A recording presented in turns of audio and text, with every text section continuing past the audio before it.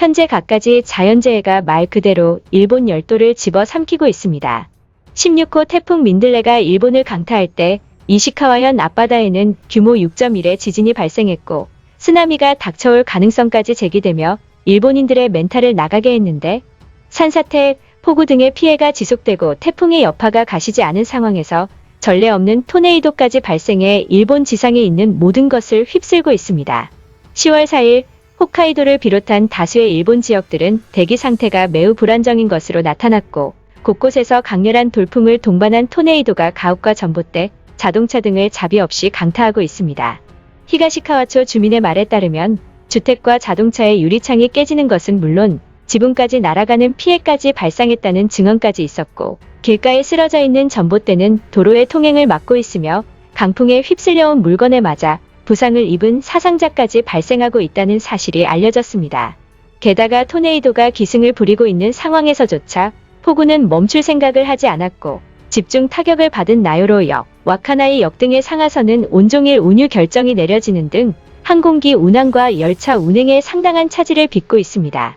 심지어 대기가 매우 불안정한 상태는 무기한적으로 지속되어 벼락과 돌풍을 동반한 우박주의보까지 내려진 상황이고, 이렇게 되면 삽시간에 일본에는 태풍, 지진, 산사태, 폭우, 토네이도, 낙뢰, 우박이 찾아온 셈입니다. 그야말로 일본 열도는 저주받은 땅이라고 해도 과언이 아닌 것입니다.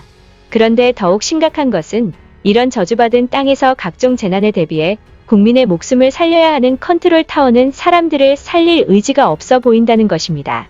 이번 토네이도의 경우도 주민들의 신고를 받고 나서야 부랴부랴 경찰과 기상대 지원들이 현지에 파견되기 시작했으며, 기상청에서는 이미 토네이도가 지상을 휩쓸고 지나간 이후에야 안전 확보에 힘써달라는 형식적인 멘트만 전달할 뿐이었습니다. 그러나 일본인들은 여기서 절망하기엔 일러 보입니다. 토네이도보다 더 무서운 이상기후 전문가의 충격 발언이 쏟아져 나왔기 때문입니다. 일본에서 각종 자연재해가 기승을 부리고 있는 상황에서 9월 29일 이시카와현 앞바다에서 지진이 발생한 이후 바로 어제인 10월 3일에도 지진이 일어났었는데요. 3일 이사카와현 주저우시를 중심으로 잇따른 지진은 오전 9시 진도 1을 시작으로 오후 9시 반까지의 12시간 남짓 동안 진도 3을 2회, 진도 1을 1회 등 총 6회의 지진을 관측했는데, 불과 반나절 만에 합계 6회가 발생한 것으로 하루 동안 관측된 지진의 수로는 올해 가장 많은 수치를 기록한 것으로 알려졌습니다. 진도가 낮음에도 불구하고 6번 동안이나 지진이 반복해서 일어나자 시민들은 두렵다고 호소하며 잠을 편하게 이룰 수 없었다는 등의 고충을 토해냈는데, 가나자와 대학의 요시히로 교수는 앞으로는 이런 식의 지진 활동이 더욱 활발해질 것이라는 엄중 경고를 날렸습니다. 3일 이사카와현에서 잇따른 지진의 경우 진도가 낮은 지진이 반나절 만에 6회나 일어난 경우인데, 앞으로는 대규모 지진이 이러한 형식으로 일어날 가능성이 높다고 말하며 일본인들을 엄청난 충격에 휩싸이게 만든 것입니다.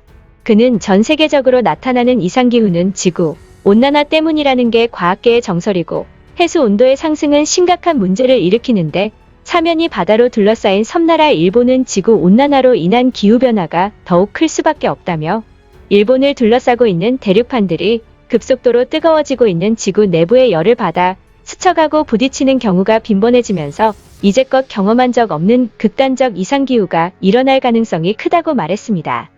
만약 상상을 초월하는 재해가 발생한다면 거대한 규모의 지진이 연속적으로 일어나는 것이 포함될 테고, 특히 해저의 활단층에서 이러한 형식의 지진이 일어나면 초대형 쓰나미가 일본을 가차없이 덮어버릴 것이라고 경고했습니다. 또한 그는 이미 일본은 이상기후의 나라로 봐야 하고 벌써부터 날씨가 생명을 위협하는 흉기로 변해버렸다며 앞으로 더 무서운 사태를 맞이하는 것은 당연한 일이라고 경고했고, 지구온난화로 인해 사하라 사막처럼 원래 비가 잘 오지 않았던 곳은 더욱 비가 내리지 않게 되는데, 반대로 일본처럼 비가 많이 내리는 곳은 한층 더 강우량이 증가한다는 것을 설명하며 양극단으로 치닫는 것이 이상기후의 대표적 특징이라고 말했고, 일본 규슈 지방에 50년 만에 기록적인 폭우가 내려 자동차가 물에 둥둥 떠다니고 저지대 주택들은 온통 진흙탕으로 변한 것이 이제는 일상이 될 가능성이 있다며, 앞으로 일본에서 자동차를 타고 다닐 수 있을지 의문을 던지기까지 했습니다. 일본 전문가의 경고는 여기서 끝이 아닙니다. 일본의 기상예보사 아마무라 마스코는 이상기후는 날씨의 모든 면이 극단적으로 치닫기 때문에 각별한 주의가 필요하다며 일본인들이 천둥을 조심해야 하는 날이 오고야 말 것이라고 말했습니다.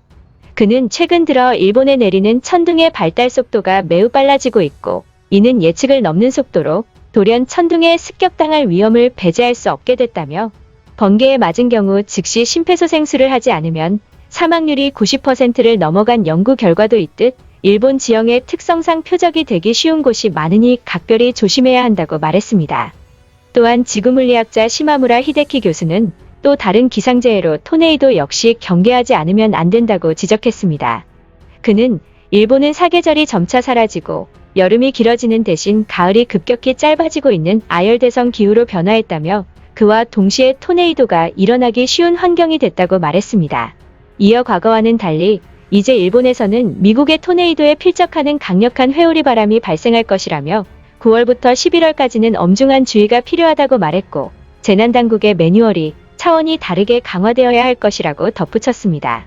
즉, 이들의 말을 결국 한마디로 요약하자면 지금도 갖가지 자연재해가 일본 열도를 뒤집고 있는 형국인데, 앞으로는 더 강력하고 한 번도 본 적조차 없는 자연재해가 일본을 집어삼킬 것이라는 겁니다. 현재 세계적으로 가장 심각한 현안으로 떠오르고 있는 사안인 이상기후가 일본에서는 더 이상기후를 일으키는 악순환에 빠지게 될 것이라는 거죠. 이러한 절망적인 현실에 일본인들은 그야말로 패닉에 빠졌는데요. 심지어 일본인은 자연재해를 감내해야 하는 통안의 인생을 살아가는 것이라고 자책하며 솔직히 한국에서 살고 싶다고 말하는 일본인도 있었습니다. 일본 반응 알아보겠습니다. 지금도 견디기 힘든 자연재해와 싸워야 하는데 전문가들의 말이 사실이라면 앞으로 일본의 미래는 어떻게 된다는 것인가? 단순히 사람들의 삶이 위협받는 것을 넘어 국가의 존망이 달린 일 아닌가? 자연재해로 경제가 박살나고 국가 기반이 무너질 가능성이 높다. 옆 동네 한국으로부터 자연재해 피해 분담금을 반드시 받아내야 한다. 정말이지, 이제부터는 한국과 관계가 악화되어서는 안 되겠다.